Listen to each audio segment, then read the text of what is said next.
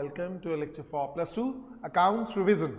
Revision lecture में ratios में हमारे पास लास्ट टॉपिक है कौन सा?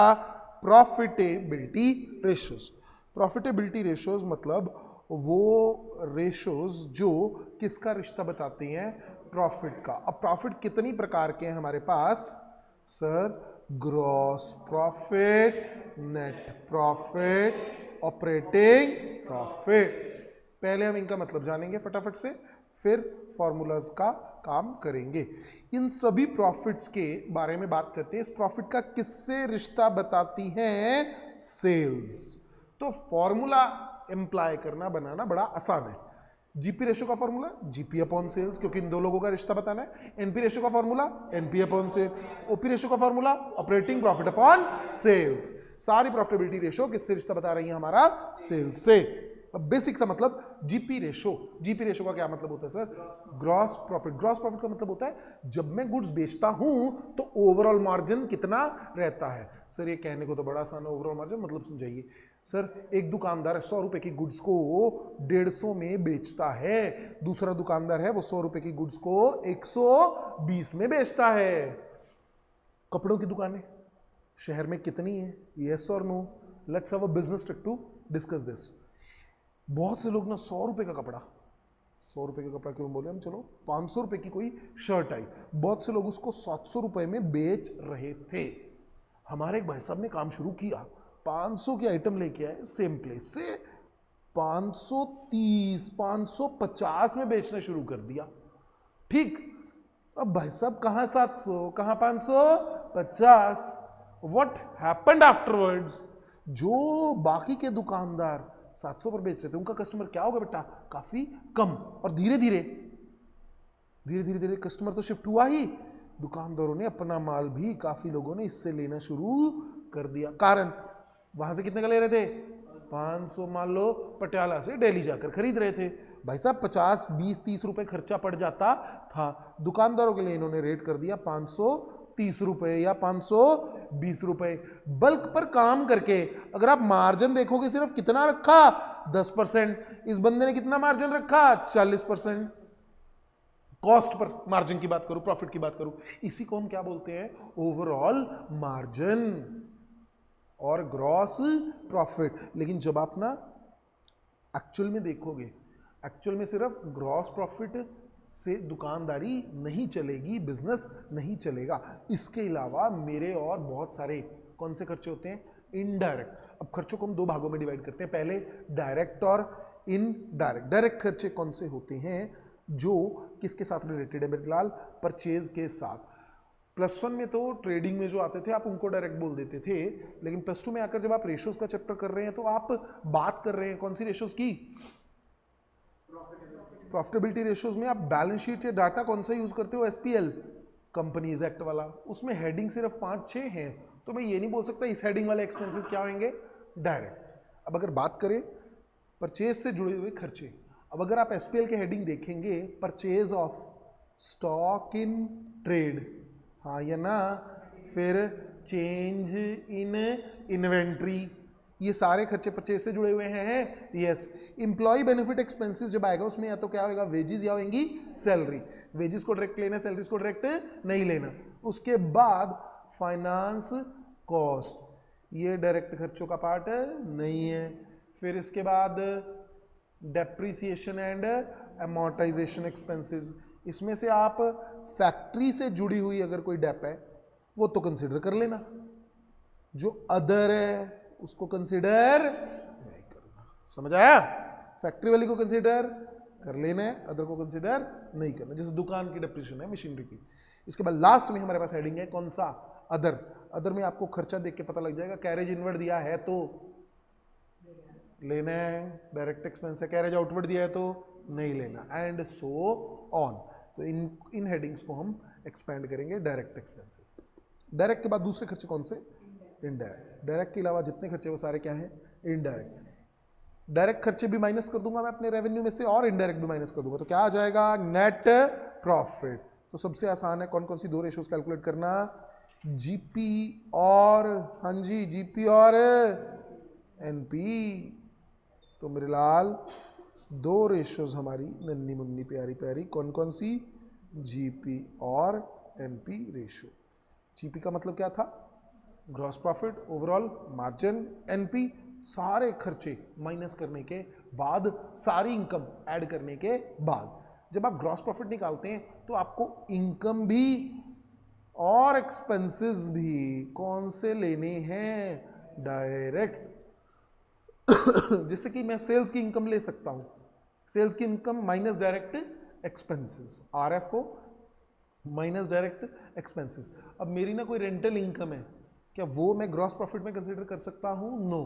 तो भाई जितना मर्जी कर लो, सोचना वही पड़ेगा आपको कि मैं क्या बना रहा हूँ? Trading account. ट्रेडिंग अकाउंट में ना तो रेंट इनकम आती है, ना इन्वेस्टमेंट इनकम आती है, ना इंटरेस्ट इनकम, वो भी आप जीपी के लिए कंसीडर नहीं करोगे। कोई भी इनडायरेक्ट इनकम कंसीडर नहीं करनी, कोई भी इनडायरेक्ट खर्चा कंसीडर नहीं करना। GP is the difference of कौन कौन से रेवेन्यू और कौन कौन से खर्चे? डायरेक्ट। कौन कौन से? डायरेक्ट। सारे ही, ऑल में कौन आ गया मेरा? Net profit. सारी इनकम, सेल भी आन दे, इन्वेस्टमेंट की इनकम भी आन दे, रेंट भी आन दे, इंटरेस्ट भी आन दे, सारा कुछ करके जो इनकम आई माइनस सारे खर्चे, चाहे बिजनेस नॉन बिजनेस जितने सारे खर्चे माइनस करके क्या आ गया बेटा? Net profit. चाहे कोई नॉर्मल लॉस है, चाहे कोई एबनॉर्मल लॉस, मेरे को कोई फर्क नहीं पड़ता, हर तरह का खर्चा चुपचाप क्या करना है? माइनस। उसके बाद आता है ऑपरेटिंग प्रॉफिट। ऑपरेटिंग का लॉजिक क्या था? कि वो प्रॉफिट जो सिर्फ किससे जुड़ा हुआ है? बिजनेस ऑपरेशन से। आपके लेवल पर कौन से खर्चे बिजनेस के कंसिडर नहीं किए जाते? फाइनेंस कॉस्ट प्लस एबनॉर्मल और नॉन रेकरिंग आइटम्स। बस ये दो खर्चे हैं जो हमको आपको ध्यान में रखना है। पेपर में दिया होगा सर जी फाइनेंस कॉस्ट, फाइनेंस कॉस्ट मतलब लोन लेने की कॉस्ट। अब लोन लेने की कॉस्ट, इंटरेस्ट 10 करोड़ का लोन लिया हुआ है, 10% इंटरेस्ट है, साल का कितना जा रहा है? 1 करोड़ का इंटरेस्ट। इसी को हम क्या बोलेंगे? Finance cost. क्या बोलेंगे? Finance cost. नाउ जब आप फाइनेंस कॉस्ट देखते हो तो फाइनेंस कॉस्ट क्यों नहीं लेनी है ऑपरेटिंग में, समझिएगा मेरे लाल। आज मैं बिजनेस कर रहा हूं, मैं बैंक से बोरो करके कर रहा हूं। ऑपरेटिंग में वो आती है जिनके बिना बिजनेस पॉसिबल नहीं है। मैं आज फाइनेंस कॉस्ट इंकर नहीं कर रहा, मेरे पास अपनी कैपिटल है, तो मेरे लिए कॉस्ट नहीं है।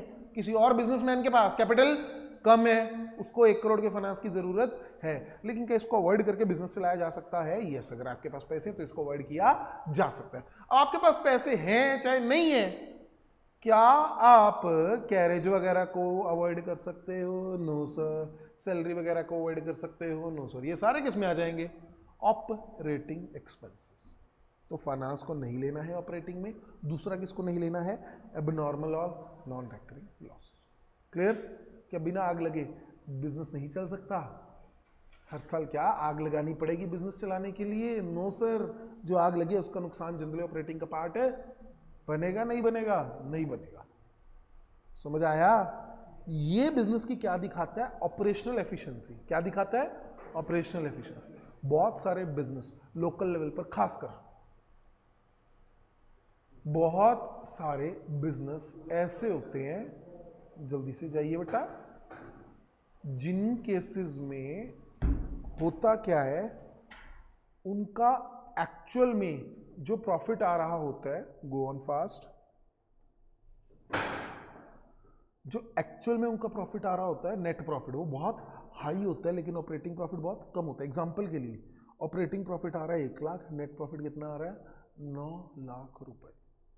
इसका मतलब 8 लाख के फालतू के प्रॉफिट जुड़े हुए हैं। बिजनेस में दम नहीं है, आलतू फालतू की इनकम के कारण इनकी जिंदगी चल रही है। समझ आया? हाँ या ना? बहुत सारे दुकानदार हैं, देखने को तुम्हें लगता है इसकी क्या इनकम होगी। भाई साहब, उसने 1 करोड़ की अपने पास एफडी रखी हुई है, उसने दुकान, एक ही नहीं दुकान, उसकी आगे की 4 दुकानें इधर की, 4 दुकानें इधर की, सारी उसकी हैं। वहाँ से उसको कौन सी इनकम आ रही है?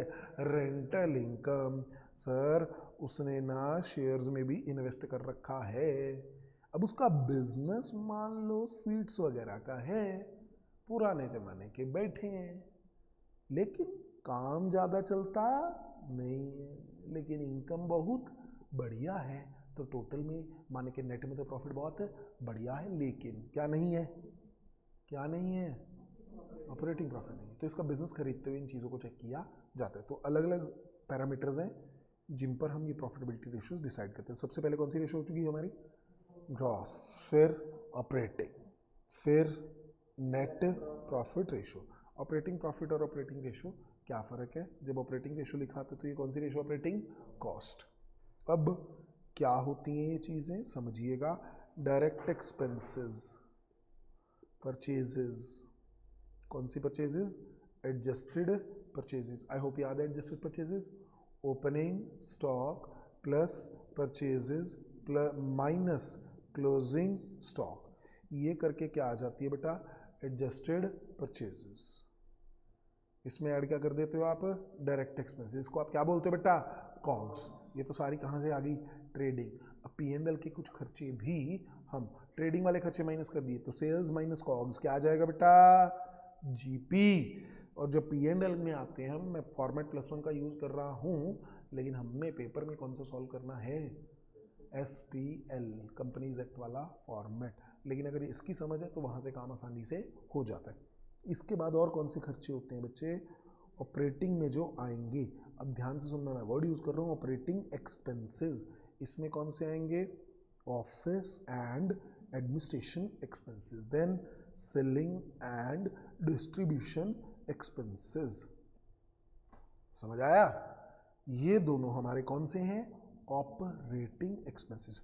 अगर कॉग्स में ऑपरेटिंग एक्सपेंसेस ऐड कर दूंगा, क्या आएगी, operating cost. Sales minus operating cost is equal to operating profit. अब इसमें हर तरह की नॉन ऑपरेटिंग, जिसको मैं बोलता हूं, क्या कर दो बेटा, इनकम ऐड कर दो, माइनस क्या कर दो, बचे जो नॉन ऑपरेटिंग एक्सपेंसेस, क्योंकि ऑपरेटिंग तो मैं यहाँ पे माइनस कर चुका हूँ, क्या आ जाएगा बेटा, नेट प्रॉफिट। तो ऑपरेटिंग कॉस्ट रेशियो के लिए ऑपरेटिंग कॉस्ट का फॉर्मूला शुरू हो जाइए, COGS plus office and administration, selling and distribution. Got it. Depreciation आएगी इसमें कि नहीं आएगी, आएगी सर, हर तरह का खर्चा आएगा, बहुत बढ़िया। अब आइए इनका काम करते हैं, gross profit, sales minus COGS. COGS को ये क्या लिख रहे हैं, cost of revenue from operation, sale minus sale return. Cost COGS का फॉर्मूला वही जो हमने किया, opening stock plus purchases plus direct expenses minus closing stock. फिर आया sir, spare parts and loose tools are excluded from inventory, क्योंकि इनको हम ट्रेड नहीं करते, because not used for trading, और यहाँ पे ट्रेडिंग का डाटा आना है। देन डायरेक्ट एक्सपेंसेस अगर नहीं गिवन, दिमाग की तरह क्या मान लो, नील, बहुत बढ़िया। Calculate GP ratio, opening inventory, purchases, return outward, return outward मतलब परचेज रिटर्न, हाँ ये ना, रिटर्न आउटवर्ड, जो माल खरीदा था वापस किया, कितना रह गया ये, नेट परचेज 130, फिर ऐड हो गए क्या, वेजेस 50, 130 और 10 माइनस 40, 1.5, RFO 2.5, 2.5, 1.5, 1 लाख आ गया हमारा जीपी, और 2.5, कितनी रेशो आ गई, 40%। कुछ खास था, नहीं था, नहीं था। नेट प्रॉफिट आफ्टर इंटरेस्ट, और क्या दिया हुआ है, ऑपरेटिंग एक्सपेंसेस, फिर इंटरेस्ट पेड ऑन डिबेंचर्स। अब आज ये क्या हो जाएगा इसमें, ऐड, कौन सा आ जाएगा, नेट प्रॉफिट बिफोर इंटरेस्ट। ये क्यों ऐड किया, इंटरेस्ट कौन सा खर्चा है, नॉन ऑपरेटिंग, सही है। अगर ऑपरेटिंग का काम करना होता तो इसने आपसे लेकिन कुछ ज़्यादा कंफ्यूज नहीं करवाया, क्या बोलिए आपको, क्या कर दो कैलकुलेट, जीपी रेशो, समझ पाए। तो देखो नेट प्रॉफिट कौन सा है, आफ्टर इंटरेस्ट, तो ऐड बैक क्या कर दूंगा मैं, इंटरेस्ट, ऐड बैक क्या कर दूंगा, ऑपरेटिंग एक्सपेंसेस, हाँ ये ना, क्या आ जाएगा, GP divided by sales. Clear है, ये देखो 75 और 15 और 10 कितना हो गया, 1 लाख, लो जी सही है, 1 लाख बटा 3, 20, सिमिलरली बी लिमिटेड का काम हो जाएगा। फिर आइए sir, cash sales were 1/3 of total sales, ऐसे काम आप डेटर क्रेडिटर वाली रेशियोज में कर चुके हैं, हाँ या ना? Cash purchase cash cell calculate करने को बोलता था टोटल में, वही कहानी है। Cash purchase was 25% of credit purchase, ऊपर सेल्स की बात कर दी, नीचे परचेज। कैश परचेज वाज 50,000, तो 50,000 इंटू 100/25 रिवर्स कर देंगे, 2 लाख। टोटल परचेज कितनी आ गई बेटा? 2.5 लाख रुपए। हीरो मत बन जाना, दो रेशोज को मिक्स कर दो, एक ही रेशो रहेगी। दो रेशोज कौन सी? बच्चा क्रेडिट परचेज सोचने लग जाता है, क्रेडिट परचेज एक्टिविटी रेशो के लिए थी, इसके लिए वैलिड नहीं है। अब आइए, तो सर इसी तरह से ये रेशो कैलकुलेट हो जाएगी, कुछ खास नहीं। फिर आइए, कंपनी का जीपी 25% ऑफ आरएफओ है, सेल्स की रेशो, सेल्स पे रेशो जो दी हुई है उसको कॉस्ट में कन्वर्जन, या कॉस्ट पे दी हुई तो सेल्स में कन्वर्जन कर चुके हैं। आवाज ये सर, चलिए जीपी कितना है? 25%। Credit sales is twice the cash sales, credit sale कितनी है? 4 लाख, कैश सेल कितनी होगी? 2 लाख, हाफ हो जाएगी, हाँ या ना? तो 4 + 2 कितनी आ गई? 6 लाख। लो जी, 6 लाख की टोटल आरएफओ। जीपी कितना है? 25%। Calculate the GP ratio. 25% किसका है? कॉग्स का। अब ना हीरो मत बनना, बच्चा बोले 25% of COGS equal to 20% on sales, लिख के आ जाए बेटा, कोई नंबर नहीं मिलेगा, आपको सारा डाटा कैलकुलेट करके दिखाना है। हाँ जी, परचेज कितनी है ये मेरी? 6 लाख। सेल्स कितनी है पता नहीं है, 6 लाख का, लेकिन 25% कितना आ गया? 1.5 लाख रुपए, हाँ ये ना? लानती है, यस और नो? तो ये आ गया आपकी कॉग्स, ये आ गया जीपी, हाँ या ना? वही लानती हुई, यस और नो? सॉरी माय मिस्टेक, ये सेल्स दी हुई है, परचेज वाला क्वेश्चन नहीं है, मैं रिपीट कर रहा हूँ सारा data, wait a second, data repeat कर रहे हैं फिर से। जीपी कितना है हमारा? 25% सेल्स का, कॉस्ट ऑफ सेल्स का। अब मैं कॉग्स ही लिख लेता हूँ, चलो। Credit sales twice it's cash, sales हमारी कितनी आ गई? 6 लाख। अब परसेंटेज को कन्वर्ट कर लेते हैं, 6 लाख इंटू जीपी निकालना है, 25 दिया हुआ है, या तो सीधा 20% कर लो, कितना आ जाएगा? 1,20,000। नहीं तो तुम कैसे कन्वर्ट करते हो? R/100 प्लस R, 25 1 25 करके कितना आ गया? 1,20, 1,20 और 6 का रिश्ता कितना? 20%। आसान था, इसमें कुछ भी नहीं था। नेक्स्ट आइए, average inventory, inventory turnover ratio. हाँ जी, क्या फॉर्मूला था इन्वेंट्री टर्नओवर रेशो का? COGS upon average inventory. कितनी दी हुई है ये? 8। इधर कितना? 1,60,000, 1,60 इंटू 8 क्या आ जाएगा मेरे पास? कॉग्स कितना आ गया बेटा? ये 12,80,000। इसके बाद क्या पूछा उसने? ट्रेड रिसीवेबल बता दी, ट्रेड रिसीवेबल टर्नओवर रेशो बता दी। ट्रेड रिसीवेबल किस पर बेस्ड होते बेटा? Credit sale. क्या आ जाएगी मेरे पास? Credit sale. लो जी, क्रेडिट सेल आ गई, कितनी? 12 लाख। इसके बाद क्या बोला? कैश सेल कितनी है? 25% ऑफ नेट सेल्स, इसका मतलब दिस इज 75%। 12 इंटू 175 करके 16 लाख की सेल, सेल्स पता है, कॉग्स पता है, करके रेशो आ गई। अब इंक्रीज डिक्रीज के नन्हे मुन्ने क्वेश्चन।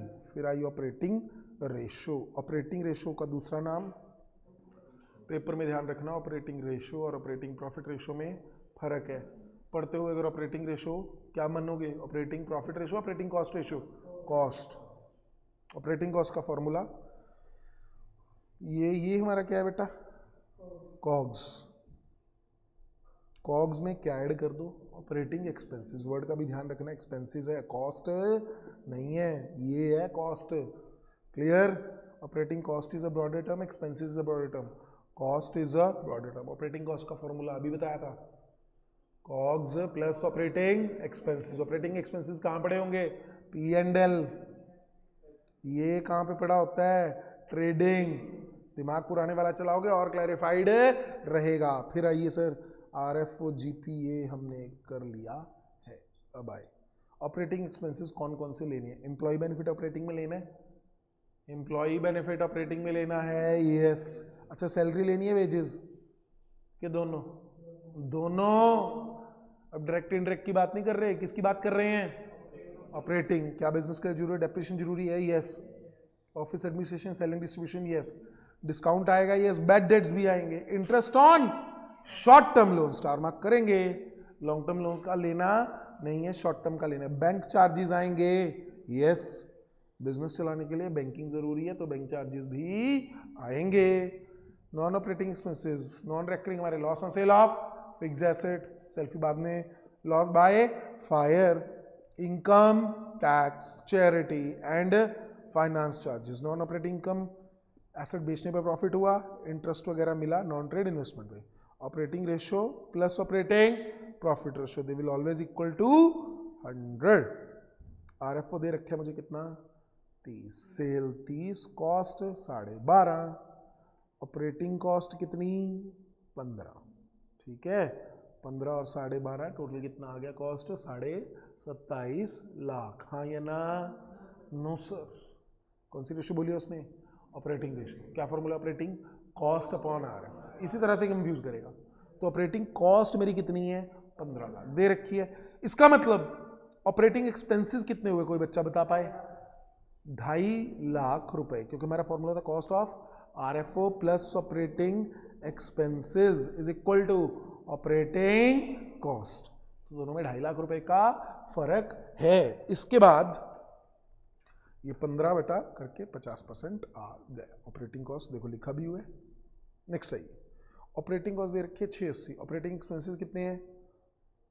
80,000। माने के दोनों का डिफरेंस क्या बताता है? कॉग्स। बहुत बढ़िया। जीपी रेशो कितनी है? 25%। किस पर?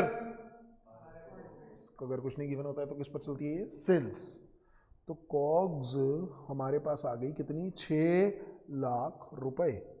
ठीक है, अब क्या करोगे? आर अपॉन कॉस्ट दे रखा है ना, पैसा छोटा, डिनोमिनेटर छोटा, तो 25 बटा 75 करके 2 लाख रुपए आ गया। 8 लाख रुपए की मेरी सेल्स आ गई। 8 लाख की सेल्स आ गई। क्या कैलकुलेट करनी है? Operating ratio. ऑपरेटिंग कॉस्ट पड़ता है 680 और 8 लाख, इनका रिश्ता आ जाएगा कितना? 85%। इसका मतलब what is the operating profit? 15%। 100 minus 85। अब आया ये स्टेटमेंट का क्वेश्चन। सेल्स रखिए कितनी? 20। अब ये बताओ क्या कैलकुलेट करना है हमने? ऑपरेटिंग रेशियो और जीपी रेशियो। चलो पहले हम कॉग्स की बात करते हैं। ये कॉग्स का पार्ट बनेगा? ये कॉग्स का पार्ट बनेगा? यस। ये दोनों किसका पार्ट है बेटा? कॉग्स। कितनी आ गई कॉग्स? 11,75,000। समझ तो नहीं आया? नेक्स्ट आइए, एम्प्लॉय बेनिफिट एक्सपेंसेस कॉग्स का पार्ट है, देखना पड़ेगा, लेकिन यहां पे कुछ भी दे नहीं रखा तो छोड़ दो। ठीक है, अब ऑपरेटिंग एक्सपेंसेस का पार्ट है? Yes. Finance cost? No. Other expenses कुछ भी दे नहीं रखा तो मैं एज्यूम करके चलूंगा क्या है। देखो ऑपरेटिंग कॉस्ट कितनी ली है इन्होंने? देखो कॉस्ट ऑफ मटेरियल कंज्यूम लिया, यस। चेंज इन इन्वेंट्री ली, यस। एम्प्लॉय बेनिफिट एक्सपेंसेस लिए, यस। इन्होंने अदर को एज्यूम नहीं किया है, जबकि अदर ऐसा कुछ भी बताता नहीं है। स्टार मार्क कर लेना। अदर एक्सपेंसेस को इन्होंने एज्यूम नहीं किया है। बुक्स जो करते तुम्हें भी करना पड़ेगा। ये सारा काम किस पर है?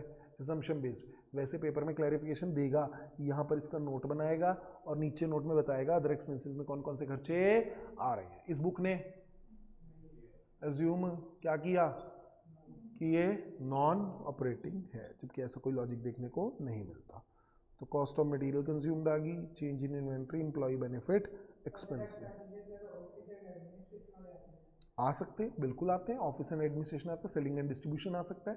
जिनका कोई हेड नहीं है वो अदर में आता है। लॉजिक समझिएगा। तो यहाँ पे ये कितना है हमारा? 11,75,000। तो ये आ गए। एम्प्लॉय बेनिफिट कितने हैं? 30। हाँ ये ना? अरे लिया तो है, इन्होंने लिखा नहीं है बेटा। लिया है, मैंने बोला था। ठीक है बेटा, लिया है अदर को, स्टार मार्क नहीं करना। ठीक है, हमारा काम।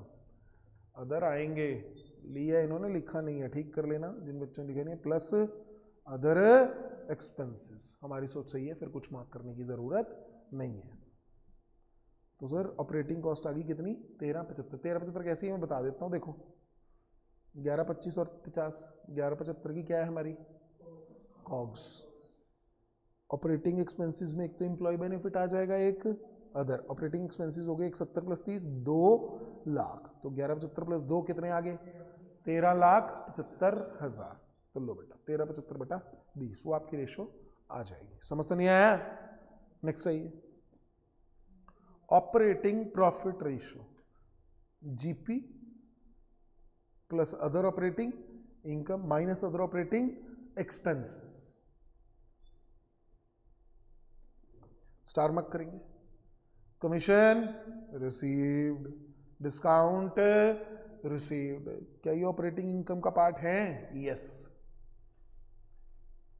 सेल्स के अलावा सिर्फ ये दो ही हैं जो ऑपरेटिंग इनकम का पार्ट रहेंगे। Got it? RFO, COGS, wages. जब कॉग्स आ गया बेटा, क्या वेजेस बीच में आ चुका है? Yes sir. तो देखने के लिए ऑफिस एंड एडमिनिस्ट्रेशन आ चुके हैं? No sir. ये किसका? ये सेलिंग डिस्ट्रीब्यूशन आ चुके हैं? No sir.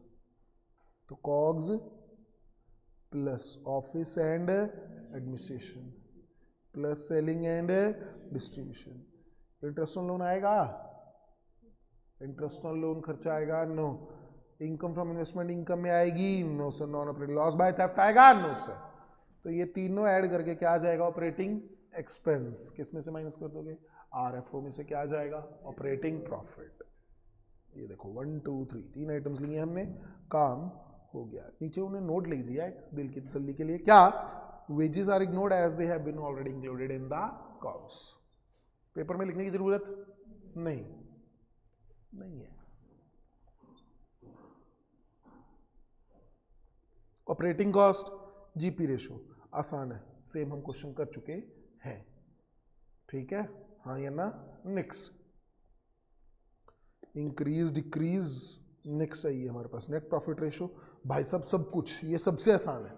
अब इसमें खास बात क्या आती है, ध्यान से सुनना, फॉर्मूला पढ़ना जरा। ये वाला एक छोटी सी चीज देखने को मिलेगी जो बाकियों में नहीं थी।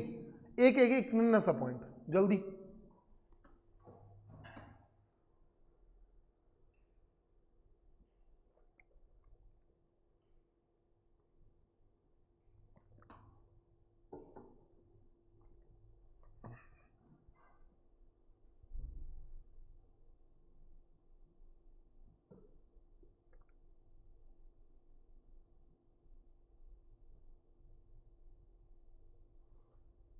हो गया? देखो इतना टाइम थोड़ी लेना है, तुम तो बैठ जाते हो उसकी पीएचडी करने। सेल्स कॉग्स ऑपरेटिंग, यहां तक इसको क्या बोलते हैं बेटा? Operating cost. यहां तक तो क्या आ गया बेटा? Operating sales minus operating cost is equal to operating income और ऑपरेटिंग प्रॉफिट। सही है? उसमें क्या एडजस्ट कर दिया? नॉन ऑपरेटिंग एक्सपेंसेस और नॉन ऑपरेटिंग इनकम। सीधे खास बात, और क्या माइनस कर दिया? टैक्स। जब भी एग्जाम आएगा, एग्जाम में अगर तो टैक्स रेट दे रखा है तो आप उसको कंसिडर करके कौन सी नेट प्रॉफिट रेशियो निकालोगे? हमेशा आफ्टर टैक्स। अब सेफ साइड के लिए बच्चे क्या करते हैं? बच्चे दोनों निकाल के आते हैं। कौन कौन सी?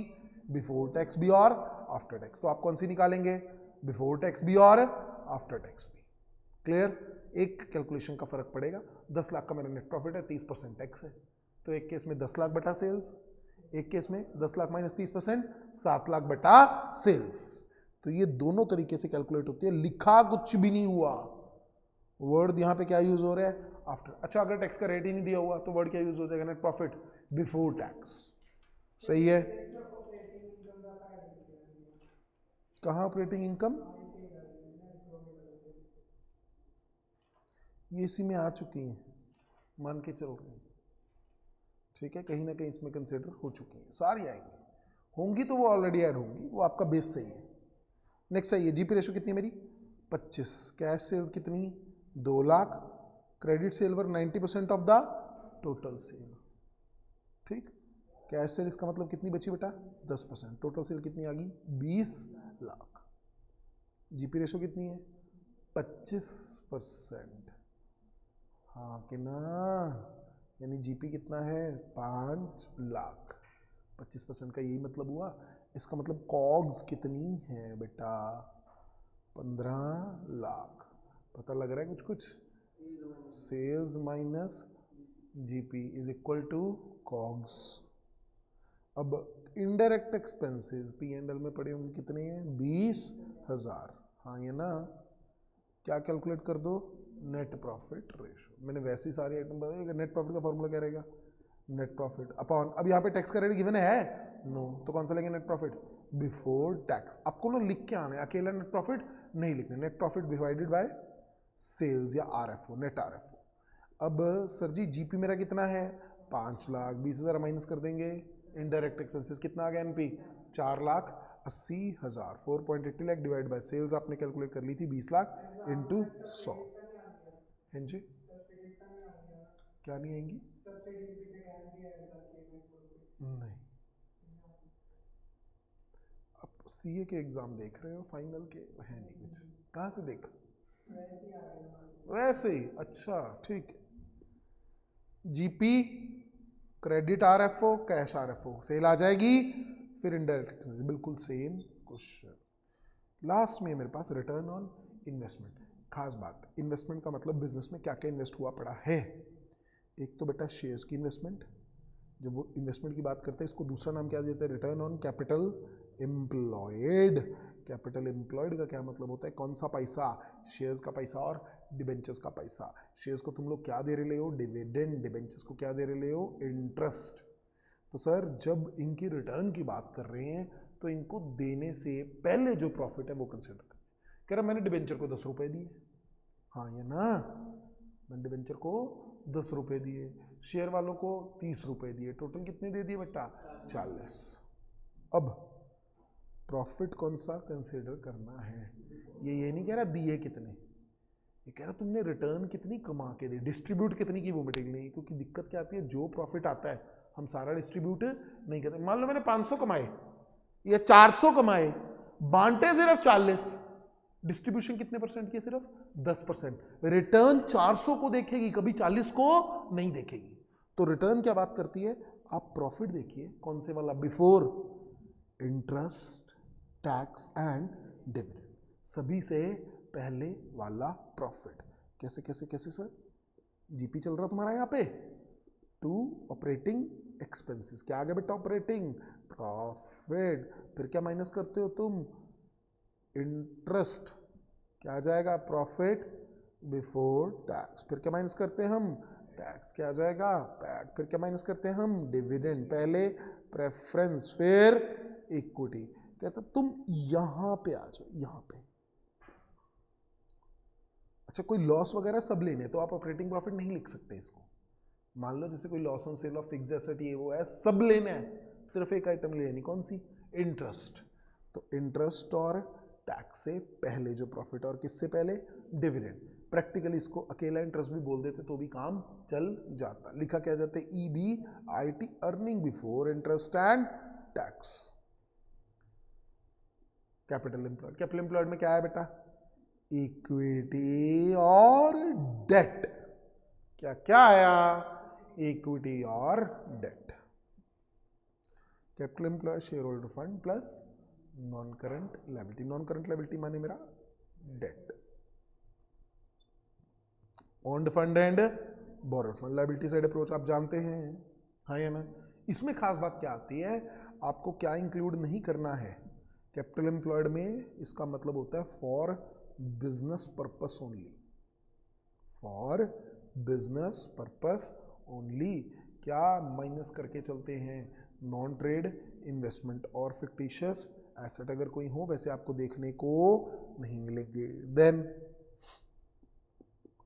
एसेट साइड पे फिक्स एसेट ले लो, ट्रेड इन्वेस्टमेंट ले लो, नॉन ट्रेड इन्वेस्टमेंट कंसीडर नहीं करनी है। और क्या ले लो current asset minus current liability, इसको हम क्या बोलते हैं वर्किंग कैपिटल। इसके बाद स्टार मार्क करने वाली बातें, अगर कैपिटल वर्क इन प्रोग्रेस है, कैपिटल वर्क इन प्रोग्रेस तो मैंने इसका लॉजिक बताया था, capital employed for business purpose plus active. Active मतलब वो काम कर रही है। कैपिटल वर्क इन प्रोग्रेस, वो एसेट जो अभी बने नहीं है, वो कैपिटल एम्प्लॉयड का पार्ट रहेंगे नहीं रहेंगे? नहीं रहेंगे। क्यों? वो कमा के नहीं दे रहे। फिर अगर एडवांस दिया है किस चीज के लिए बेटा? एक तो कैपिटल वर्क इन प्रोग्रेस हो गया जो एसेट अभी बन रहे, दूसरा एडवांस दिया किस चीज के लिए? मशीनरी के लिए। वो भी अभी क्या पड़ा है? वेकेंट। मशीनरी बननी थी, जैसे हम एग्जांपल लेते थे, जहाज बनने थे, जहाज के लिए ऑर्डर दे रखा है, वो सामने वाले भाई साहब को हमने 100 करोड़ का डिपॉजिट दे रखा है, वो 100 करोड़ अभी के लिए क्या पड़ा है? आइडल। तो उसको भी कैपिटल एम्प्लॉयड का पार्ट है? नहीं मानोगे। ये सिर्फ किसमें कर रहे हो तुम? Return on capital employed. Got it? इसके बाद लेकिन अगर रॉ मटेरियल सप्लायर को दिया है एडवांस, वो with in a year adjust हो जाता है, it will form part of capital employed. ये कैपिटल एम्प्लॉयड का पार्ट है, ऊपर वाले नहीं है। अब आसान है, दे रखे क्या? नेट प्रॉफिट आफ्टर, क्या दे रखा है? After interest and after tax. Tax कितना है? 1.20। हाँ है ना? ये हो जाएगा ऐड, कितना आ गया? 2.40। इंटरेस्ट देखिएगा कहीं दिया हुआ है? Long term trade, current, equity, सब 12% डिबेंचर दे रखे, कितना आ गया? 48,000। 2.40 प्लस 48 298। हाँ या ना? 288 288 288 288 ये रहा बेटा profit before interest and tax divided by capital employed. Capital employed पाइए, फिक्स एसेट कितने के? 5 लाख रुपए। करंट एसेट कितने के? 220 माइनस करंट लायबिलिटीज। सही है? हाँ कि ना? Yes sir. दूसरा तरीका, equity plus preference plus reserve and surplus 2 lakh plus debt 2 और 4 6 लाख माइनस, नहीं बस माइनस, ये लॉन्ग टर्म बेटा ट्रेड है, कुछ भी माइनस नहीं होएगा तो कितना आ जाएगा? 6 लाख। हमने सिर्फ क्या ऐड किया मैं बता रहा हूँ, फिक्स एसेट ऐड किए 5 लाख के, ट्रेड इन्वेस्टमेंट है तो ये भी ऐड होंगी, 5 और 50 5.5 लाख प्लस वर्किंग कैपिटल कितनी आई है अपनी? 50,000। 6 लाख। जिस मर्जी अप्रोच से कर लो सेम आ रहा है। डन? तो बटा क्या कर दिया हमने? 6 लाख करके 48% क्या आ गई? Return on investment. सिमिलरली हमारे पास ये नन्ना सा question, return on capital employed का, जीपी एडमिनिस्ट्रेशन एक्सपेंसेस, ये वो जीपी में से क्या माइनस कर दोगे? ऑफिस एंड एडमिनिस्ट्रेटिव एक्सपेंसेस, और क्या माइनस कर दोगे? Selling and distribution. 1 माइनस 10 और 25 कितना रह गया? एक में से 35 गए 65, बस इंटरेस्ट माइनस नहीं करना, तो ये देखो कितना आ गया? 65। इसके बाद non current asset, current asset, current liabilities, this plus this minus this, 3 25। चलो क्वेश्चन खत्म। इसके बाद क्विक व्यू। क्विक व्यू मतलब जल्दी से देख लो। क्या देखोगे जल्दी से? ये फॉर्मूला रिवीजन के लिए। अब ये जो आपको शीट दे रखी है बेटा, इसमें आप और इंटरेस्टिंग कैसे बना सकते हो? इसको कैसे बनाओगे? करंट एसेट जैसे आए यहाँ पे लिख रखा है, देखो एक तो आप इसमें लिख दोगे 2:1 थंब रूल। और कैसे बेटर करोगे? इसको अंडरलाइन कर लिया, स्टोर स्पेयर टूल्स नहीं लेने, ट्रेड रिसीवेबल जो लेने हैं वो कौन से वाले लेने? Net of provision. Point cover हो गए मेरे। जो पॉइंट आपको लगता है कि ऊपर दिया और नीचे नहीं है, वो चार्ट में ऐड करके पेपर में सिर्फ आप क्या रिवाइज करेंगे? चार्ट। आपको पूरा दिमाग चलाने की जरूरत नहीं है। Got it? That's all for the day. Thank you, good bye.